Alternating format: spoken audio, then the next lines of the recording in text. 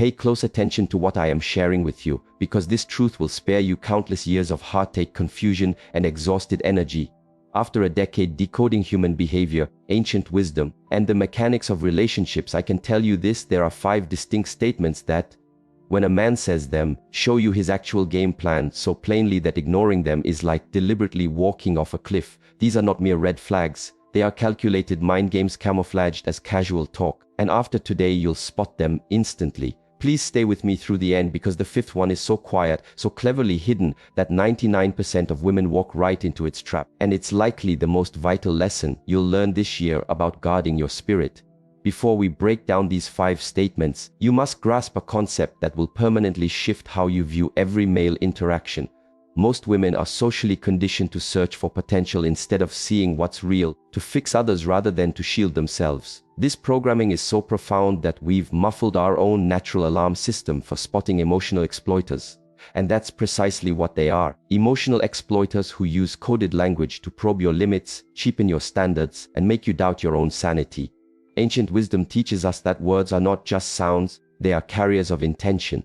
When someone speaks, they are transferring their inner reality, their motives, and their true level of respect for you straight into your energetic space. This is why certain interactions can leave you feeling utterly depleted, disoriented, or insecure, even when you can't logically name what went wrong. Your intuition felt the manipulative energy, but your rational brain was busy making excuses for it. What I'm giving you isn't just dating advice, it's a practice of energetic self-defense that will guard not only your heart, but your entire life's path.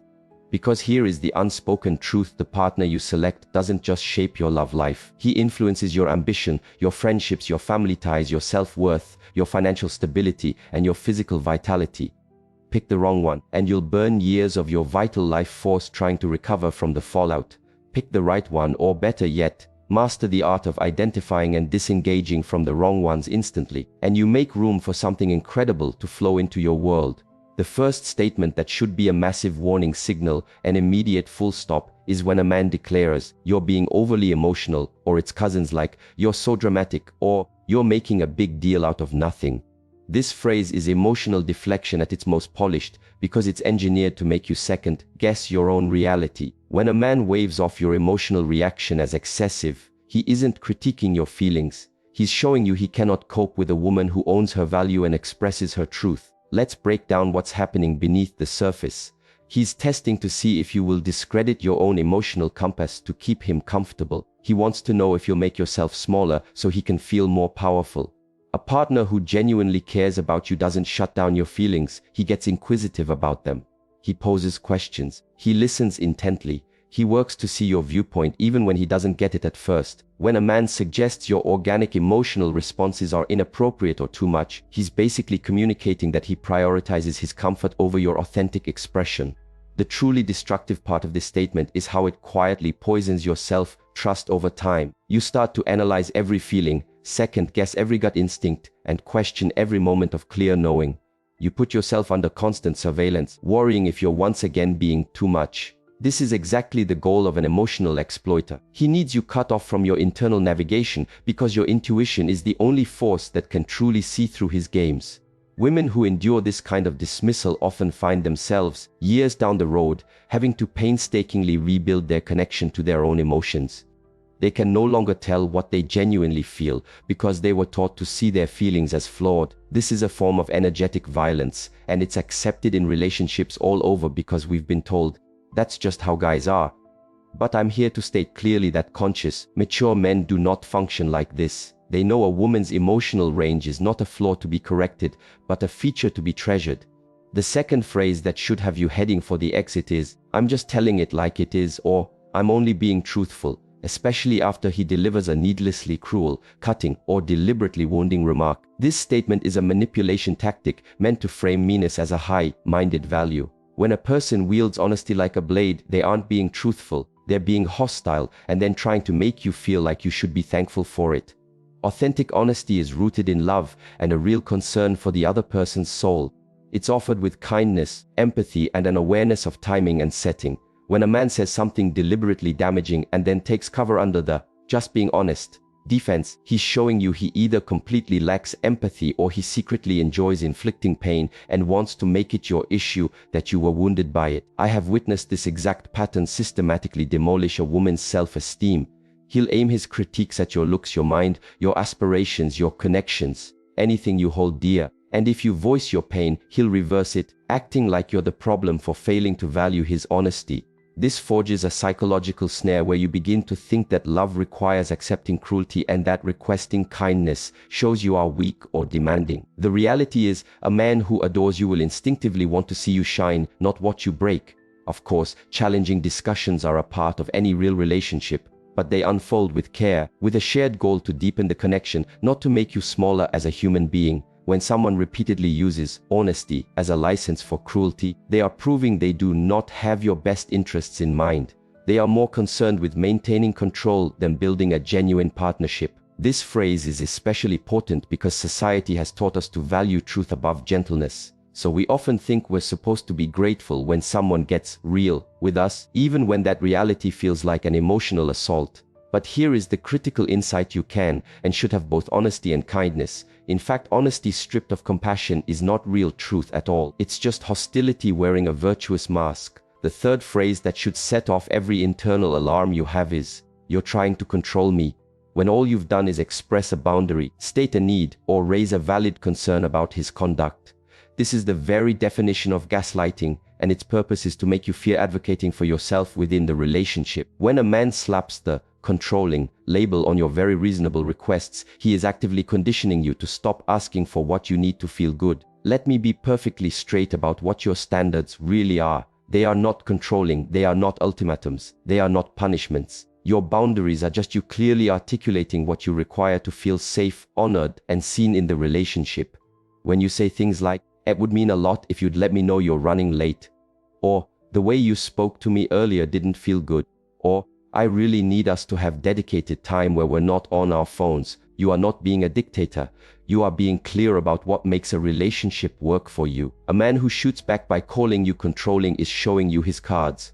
He's essentially saying his personal freedom is more vital than your emotional well-being. He's demonstrating that he sees your needs as annoying hurdles to his convenience, not as vital data on how to cherish you. This is not the groundwork for a thriving relationship. This is the setup for a dynamic where you slowly erase yourself to avoid being difficult. The result for women in these dynamics is heartbreaking. They start to silence their needs, play down their feelings, and tolerate behaviors that violate their core values because they now believe that having standards makes them controlling. They start to wear being low maintenance and easy like a badge of honor, not understanding that they are actually betraying themselves to placate someone who doesn't cherish their inner world. Here is the absolute truth. A partner who truly loves you wants to know your boundaries because he is eager to respect them. He gets that your standards are not chains on the relationship. They are the very structure that allows trust and connection to grow. When you feel secure enough to state your needs without fear of judgment or dismissal, you can finally unwind into the partnership and be your most authentic, giving self. The men who accuse you of being controlling for having boundaries are the exact same men who will walk all over you if you don't. They demand full access to you while offering the bare minimum back. They crave the comfort of a partnership without the emotional labor required to genuinely care for another person's heart. Our fourth statement is possibly the most confusing, yet it's just as damaging. "I'm not looking for a serious relationship," or "I just want to keep things casual right now." But here's the critical part: his actions scream the opposite. He's in constant contact. He spends his free time with you. He brings you around his friends and even his family. He shares his deepest secrets. And he cultivates all the emotional closeness of a real partnership while telling you that isn't what's happening.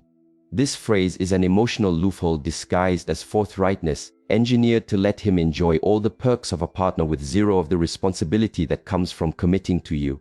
He gets the best of both worlds. He gets your encouragement, your intimacy, your attention and your devotion while preserving his right to leave at any moment without a trace of guilt. Because, after all, he told you from the start he wasn't ready. The reason this is so crushing is it puts you in a mental prison. If you stick around and play by these rules, you're implicitly agreeing that you are not worth full commitment. If you speak up and ask for more, he can just point back to his original statement and make you look like you're breaking the agreement. And if you leave, you're haunted by the feeling that you might be walking away from something that could have turned into love if you were just a bit more patient. But this is the unshakable truth I need you to absorb. When a man wants you, truly wants you, there is no ambiguity. There is no, "I'm not ready, I'm not certain," or "let's just play it by ear." When a man sees your worth and is determined to be in your life, his actions are decisive and clear. The men who trap you in these situationships aren't uncertain about their desires. They are perfectly clear on what they want, which is to keep you in their life without ever having to truly choose you. This dynamic is uniquely agonizing because it keeps you emotionally hooked while steadily chipping away at your sense of value. You start to think you aren't enough to be fully chosen, that you have to demonstrate your worthiness by accepting far less than you secretly crave. You start to see commitment as a prize to be won, not as a natural outcome of you being you. The most insidious aspect is that these men may genuinely like you. They find you attractive and enjoy being with you. They might even feel a form of love for you, but they prioritize their own freedom and options above your emotional security. They prefer to hold you in limbo rather than take the chance of losing you completely by being fully honest. And now we arrive at the fifth and most insidious phrase, the one that is so masterfully subtle most women don't identify it as a weapon until years later, when they are trying to piece their self-worth back together.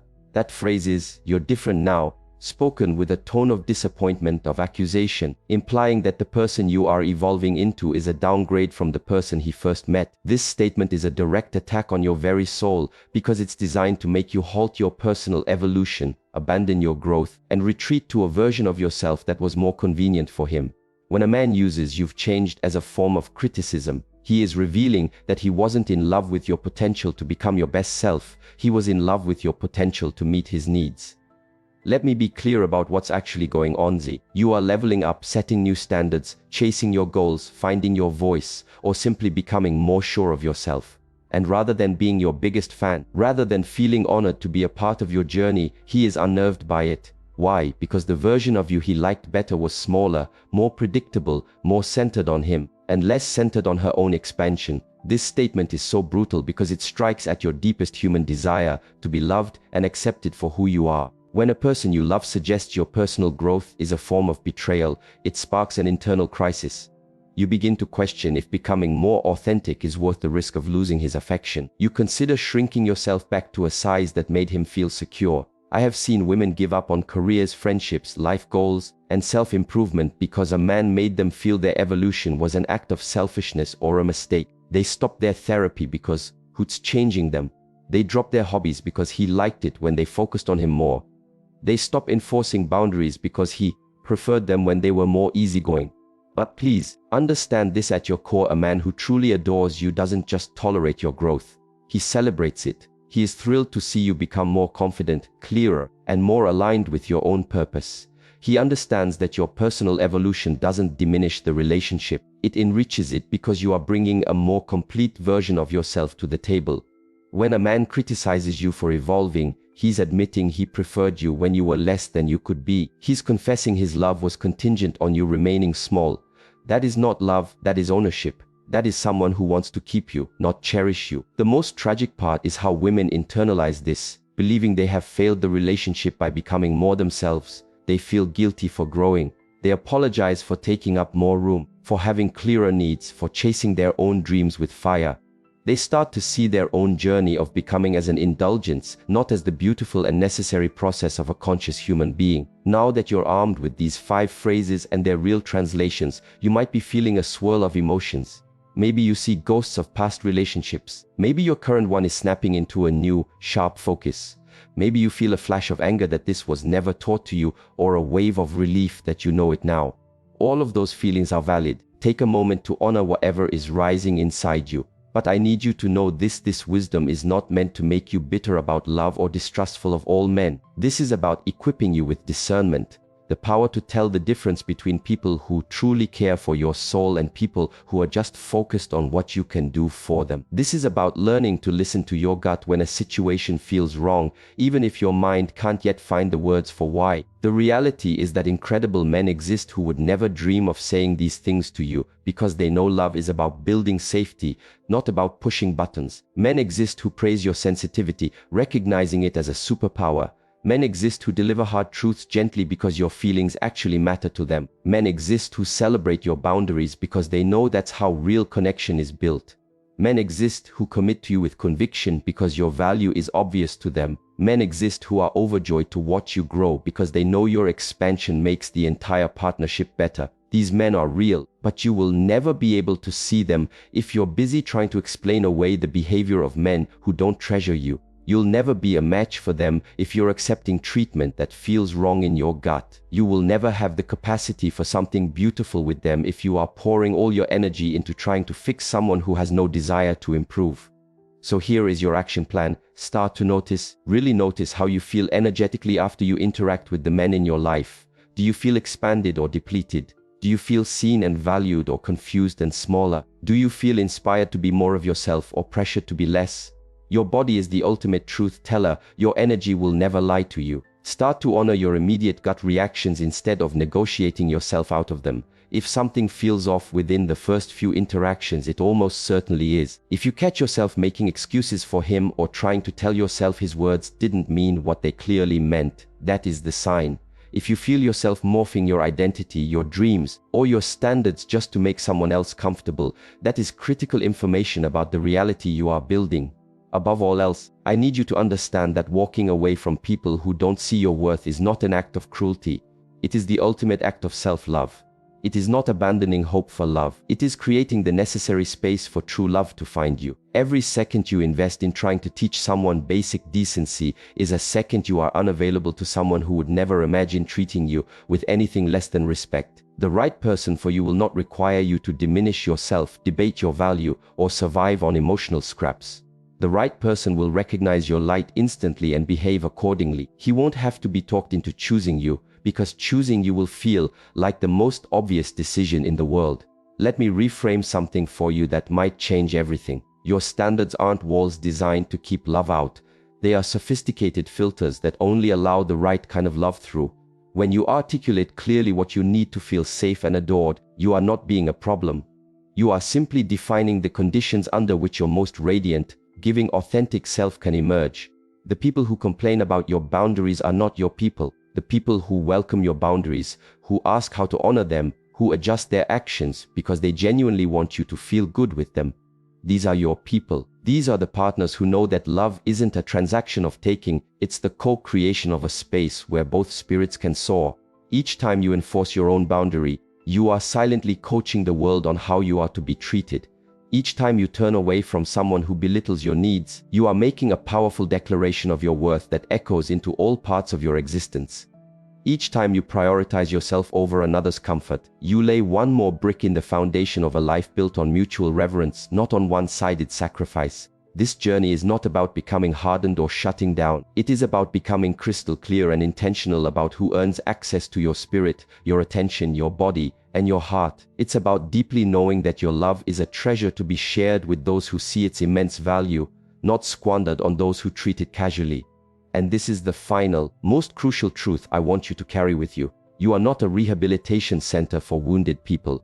You are not obligated to teach grown adults how to be kind. You are not responsible for remaining in dynamics that dim your shine simply because someone else refuses to step into their own light. Your mission is not to be so compassionate, so tolerant, so endlessly forgiving that you erase yourself. Your mission is not to love people so hard they transform into better human beings. Your mission is to be unapologetically you, to honor your soul's needs, to trust your gut, and to build a life that is in perfect alignment with your deepest truth. The love you're seeking is also seeking you, but it will never find you as long as you are settling for a substitute. It can only lock onto your frequency when you are fully inhabiting your authentic self, not when you are playing a smaller, quieter, more convenient character for someone else's benefit. So, the next time one of these 5 phrases comes your way, I want you to remember this talk. I want you to breathe deeply, trust the certainty in your gut, and make the choice that validates your profound worth. Because you deserve a love that feels like liberation, not like a cage. You deserve a love that champions your expansion, not one that resents it. You deserve a love that sees your emotional depth as a treasure, not one that sees it as a chore. Move away from anyone who makes you doubt your own value. Move toward those who celebrate it. Your future self is counting on you to have the bravery to choose you. even when it's frightening, even when it's difficult, even when it means releasing a potential that was never truly real. The right love will never demand the sacrifice of your soul to be received. The right love will feel like coming home. Trust that, choose that, and refuse to ever again settle for anything less.